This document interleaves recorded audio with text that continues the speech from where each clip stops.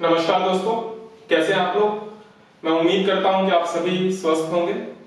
तो जैसा कि हम सब जानते हैं कि हम मूल अधिकारों को पढ़ रहे थे। मूल अधिकारों में हमने अपनी शुरुआत आर्टिकल 12 से की थी। 12, 13, 14, 15 ये 4 अनुच्छेद अब तक हम पढ़ चुके हैं। तो आज हम जिस आर्टिकल को पढ़ने जा रहे हैं वो है आर्टिकल 16 अनुच्छेद 16। और हमारे संविधान के अंदर जितने भी आरक्षण से संबंधित प्रावधान हैं वो आर्टिकल 16 से काफी नजदीकी तौर से जुड़े हुए हैं।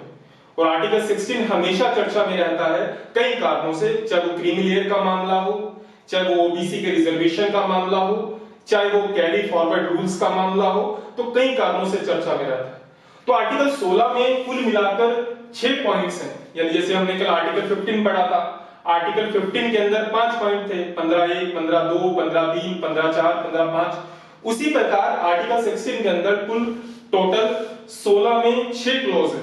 तो हम 6 क्लोजेस को डिस्क्राइब से विस्तार से पढ़ेंगे और इसके अंदर हम 2 महत्वपूर्ण केसेस को भी देखेंगे।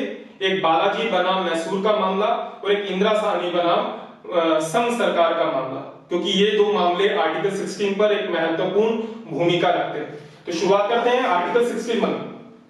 आर्टिकल 61 ये कहता है कि जो राज्य है वो अपने भारत में रहने वाले नागरिकों को अपॉइंटमेंट्स में और सिलेक्शन में, यानी किसी भी प्रकार के नियोजन या नियुक्ति में किसी भी प्रकार का भेदभाव नहीं करेगा।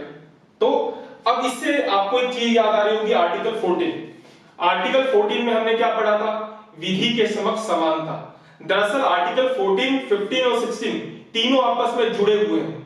देखिए, आर्टिकल 14 कहता है विधि के समक्ष समानता, एक बड़ी व्यापक अवधारणा कि कानून की नजर में सब बराबर होंगे और विधियों का समान संरक्षण दिया जाएगा। और आर्टिकल 14 का ही अंदर का पार्ट है आर्टिकल 15। और आर्टिकल 15 क्या कहता है कि राज्य भारत के नागरिकों के साथ 5 आधारों पर भेदभाव नहीं करेगा। फिर उसके अंदर एक आर्टिकल है आर्टिकल 16 जो एक विशेष मामले पर भेदभाव करने से रोकता है, जिसको बोलते हैं लोक नियोजन में अवसर की समानता, सरकारी नौकरियों में अवसर की समानता। तो आर्टिकल 14, 15 और 16 आपस में जुड़े हुए हैं। 14 एक बड़ी व्यापक अवधारणा है जो विधि के समक्ष समानता की बात करती है। आर्टिकल 15 उस विधि की समानता को 5 आधारों पर भेदभाव करने से रोकता है। और आर्टिकल 16 एक विशेष मामले पर, सरकारी नौकरियों या लोक नियोजन के मामले पर भेदभाव करने से रोकता है। तो आर्टिकल 61 क्या कहता है कि राज्य का मतलब क्या? आर्टिकल 12 भारत के नागरिकों के साथ गवर्नमेंट के जो अधीन पद आते हैं, सरकारी पद, वहां पर नियोजन या नियुक्ति में भेदभाव नहीं करेगा। कौन भेदभाव नहीं करेगा? राज्य। कौन से पदों पर? प्राइवेट नौकरियों पर नहीं, राज्य के अधीन जो गवर्नमेंट पोस्ट है उनमें किसके साथ भेदभाव नहीं करेगा? नागरिकों के साथ। किस चीज का भेदभाव नहीं करेगा? अपॉइंटमेंट का या सिलेक्शन का, नियोजन या नियुक्ति के आधार पर भेदभाव नहीं करेगा। ये आर्टिकल 61 हमारा कहता है। दूसरा आर्टिकल 16(2) कहता है कि राज्य केवल धर्म, मूलवंश, जाति, लिंग, जन्मस्थान, निवास और वंश क्रम के आधार पर भेदभाव नहीं करेगा। याद रखिए, आर्टिकल 15 के अंदर आप लोगों ने 5 ग्राउंड्स पढ़े थे: धर्म, मूलवंश, जाति, लिंग, जन्मस्थान। लेकिन यहां पर आर्टिकल 16 के अंदर 2 नए ग्राउंड्स और जुड़ गए हैं, वो है निवास और वंश क्रम। तो याद रखिए, आर्टिकल 16 ये कहता है कि राज्य केवल इन 7 आधारों पर सरकारी नौकरियों में नियुक्ति पर या नियोजन पर भेदभाव नहीं करेगा। मान लीजिए कि कोई गवर्नमेंट पोस्ट निकलती है, राज्य सरकारें उसके लिए कोई क्राइटेरिया निर्धारित करती हैं, कितनी एजुकेशन क्वालिफिकेशन होनी चाहिए, ये योग्यता होनी चाहिए, लेकिन राज्य इन 7 आधारों पर भेदभाव नहीं कर सकता। ऐसा नहीं है कि राज्य सरकार या केंद्र सरकार किसी प्रकार की योग्यताओं के पैरामीटर्स नहीं रख सकती है, लेकिन वो केवल धर्म, मूलवंश, जाति, लिंग, जन्मस्थान, निवास या वंशक्रम के आधार पर भेदभाव नहीं करेगा। और दूसरी बात याद रखिए, आर्टिकल 15 में जो 5 आधार दिए गए थे वो तो इसमें है ही आर्टिकल 16 में, लेकिन आर्टिकल 16 में 2 नए आधार और जुड़ गए। पहला है निवास और दूसरा है वंशक्रम। 2 शब्द हैं, एक है मूलवंश और दूसरा है वंशक्रम। इन दोनों में अंतर क्या है? मूल वंश का मतलब होता है कि आपकी जड़ें कहां से, आपके मूल कहां से हैं। हम कहते हैं कि ये भारतीय मूल का है, ये यूरोपीय मूल का है, ये अफ्रीकी मूल का है। तो मूल वंश का मतलब उस मूल वंश है। और वंश क्रम का मतलब है कि आपकी पीढ़ी से आपके पिता कौन है, आपके दादा कौन है, आपके परदादा कौन है। तो मूल वंश का मतलब आपकी जड़ें कहां से हैं, क्या आप पाकिस्तानी मूल के हैं, आप भारतीय मूल के हैं, आप यूरोपीय मूल के हैं। और वंश क्रम का मतलब आपके पिता, आपके दादा, आपके परदादा कौन है। तो राज्य को इन 7 आधारों पर भेदभाव करने से रोका गया। फिर उसके बाद आर्टिकल 16, 3, 4, 5, 6 ये विधियों के समान संरक्षण की बात करते हैं। बेशक आर्टिकल 16 ये कहता है कि राज्य भारत के नागरिकों के साथ सरकारी नौकरियों में भेदभाव नहीं करेगा। 16(2) कहता है कि 7 आधारों पर भेदभाव नहीं करेगा। लेकिन आर्टिकल 16(3) संसद को यह शक्ति देता है कि वो किसी राज्य में निवास संबंधी शर्त रख सकता है। यानी आर्टिकल 16(2) में कहा गया था कि राज्य निवास के आधार पर भेदभाव नहीं करेगा, लेकिन आर्टिकल 16(3) संसद को यह अधिकार देता है कि वो किसी राज्य में निवास संबंधी शर्त रख सकता है। कि मान लीजिए कि मध्य प्रदेश लोक सेवा आयोग की परीक्षा है, उसका फॉर्म भरा जाना है, तो संसद अगर चाहे तो मध्य प्रदेश लोक सेवा आयोग की परीक्षा के लिए मध्य प्रदेश के निवासी होने की शर्त को रख सकती है। ऐसा कानून संसद ने पारित किया था, लेकिन बाद में उसे हटा दिया है। वर्तमान में अब इस प्रकार के प्रावधान नहीं किए गए हैं। जब जम्मू कश्मीर के लिए विशेष प्रावधान थे आर्टिकल 370 में, तब जम्मू कश्मीर लोक सेवा आयोग की परीक्षा या जम्मू कश्मीर की जितनी भी नौकरियां थी वहां पर वही आवेदन कर सकता था जो जम्मू कश्मीर का निवासी होता था।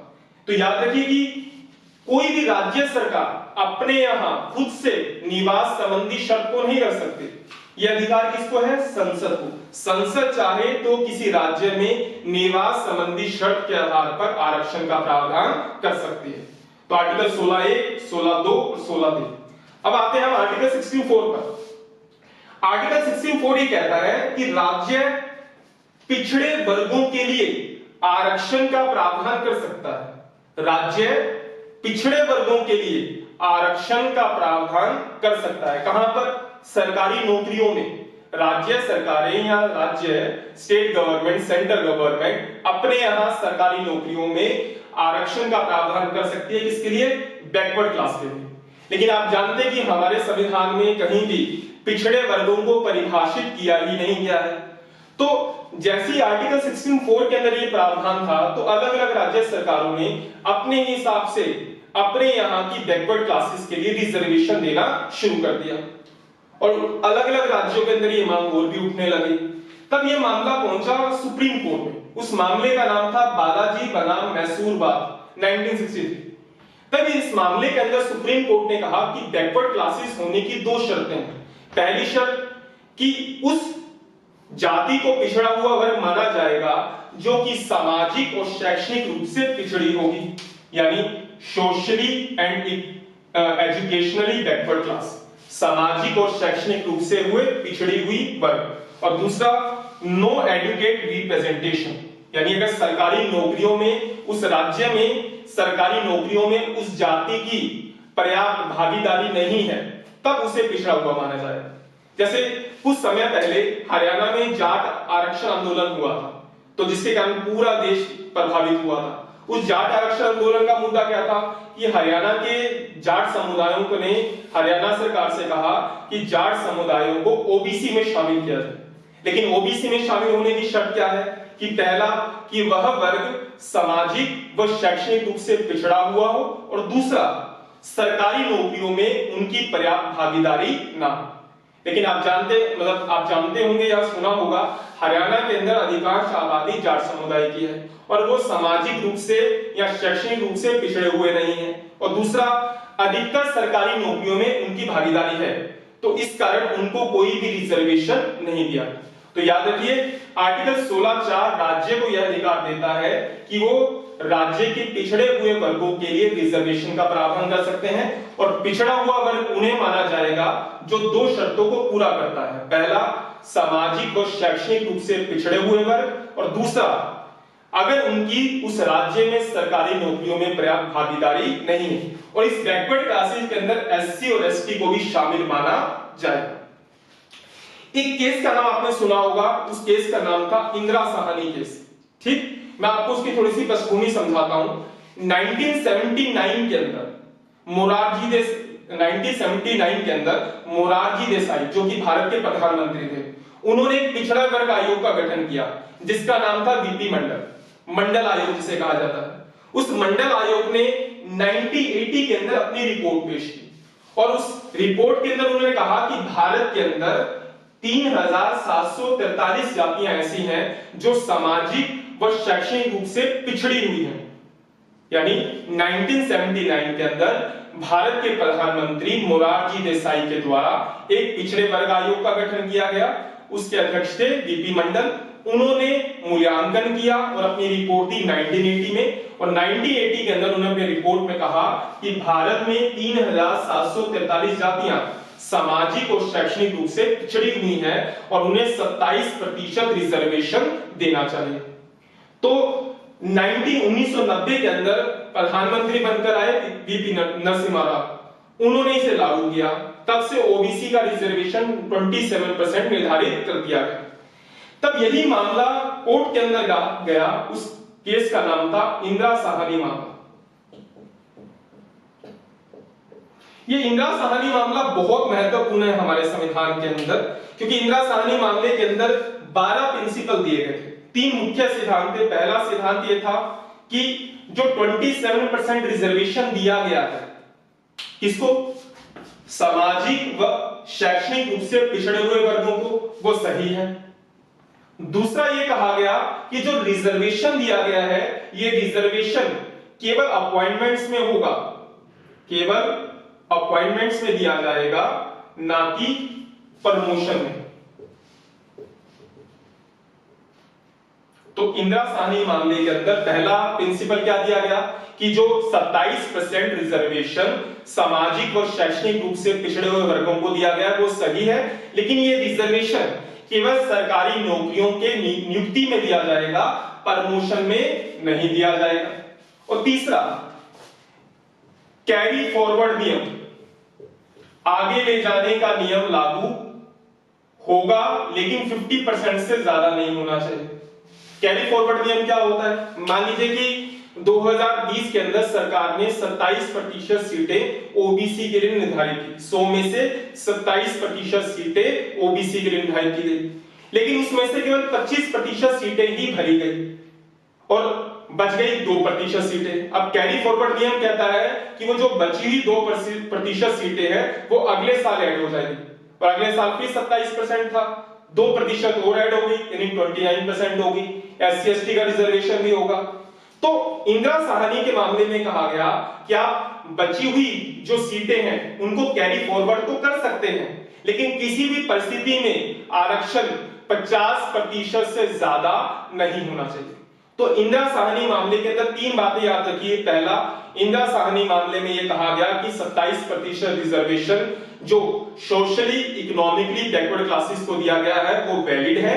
दूसरा कि ये जो रिजर्वेशन है ये केवल अपॉइंटमेंट्स पे होगा, प्रमोशन पर नहीं होगा। तीसरा, कैरी फॉरवर्ड नियम का पालन किया जाएगा, लेकिन अगर कैरी फॉरवर्ड नियम के कारण 50% की सीलिंग रिजर्वेशन अगर ज्यादा होता है तो वो अमाननीय होगा, वो अवैध माना जाएगा।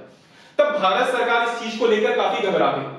तब भारत सरकार ने एक अमेंडमेंट किया, उस अमेंडमेंट का नाम था 77th amendment, 77th constitutional amendment act 1995, और हमने एक नया आर्टिकल जोड़ा, आर्टिकल 16(4) का, और उसके अंदर इंदिरा साहनी मामले को पलट दिया। उसके अंदर कहा कि नहीं, जो रिजर्वेशन है वो केवल अपॉइंटमेंट्स में नहीं, कहां पर होगा, प्रमोशंस पर भी होगा। Reservation also in promotion. तो याद रखिएगा कि वर्तमान में आरक्षण केवल नियुक्तियों के संदर्भ में नहीं दिया जाता, बल्कि पदोन्नति यानी प्रमोशन के संदर्भ में भी दिया जाता है, और ये प्रावधान 16(4) में दिया गया है और 77 कॉन्स्टिट्यूशनल अमेंडमेंट एक्ट 1995 से लाया गया, जो कि इंदिरा साहनी के मामले को पलटने के लिए लाया। उसके बाद दूसरा अमेंडमेंट हुआ 16(4)(16)(4)(b), और उसके अंदर कहा गया कि जो कैरी फॉरवर्ड नियम है वो 50% से ज्यादा भी हो सकता है।